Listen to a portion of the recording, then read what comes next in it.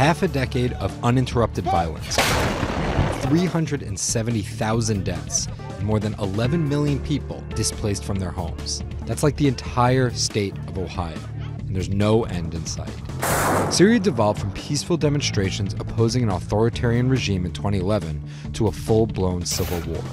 It's seen the rise of the Islamic State and outside superpowers drawn into the carnage. The result?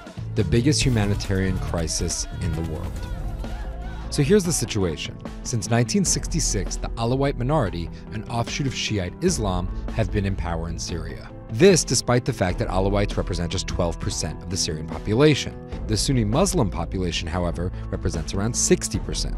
The current president, Bashar al-Assad, an Alawite, took over in 2000 after the death of his father, Syria's longtime ruler, Hafez al-Assad. Cut to 2011 and the Arab Spring. The world watched as uprisings in Tunisia and Egypt quickly toppled their respective dictators. Inspired by these events, Syrians took to the streets to protest the oppressive rule of Bashar al-Assad.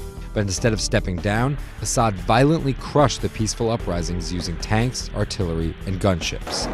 Many of the protesters responded by arming themselves. That's when the conflict took on a sectarian nature. Sunnis from other parts of the Middle East, like the Saudis, threw their backing behind the rebels. Shiites, like the Iranians, gave their support to the regime. Meanwhile, the jihadists of the Islamic State, which used the turmoil to seize territory, attacked both sides. Then there are major powers like the US and Russia. After a poison attack in 2013, the US and Russia cooperate to get UN inspectors to destroy Syria's known chemical weapons. But in general, the two powers have skewed in very different directions over this war.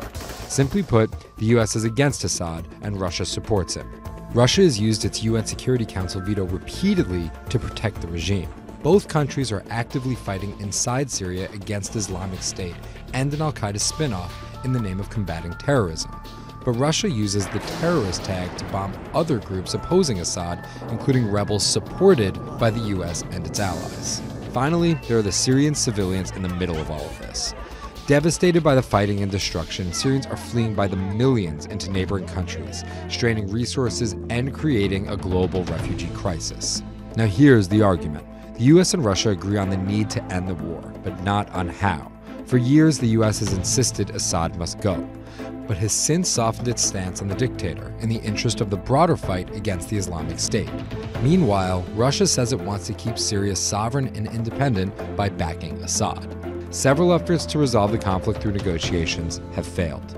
Neither side has had enough of an advantage in this war to get the other to compromise on terms for peace, nor has either been willing to do so for the sake of Syria.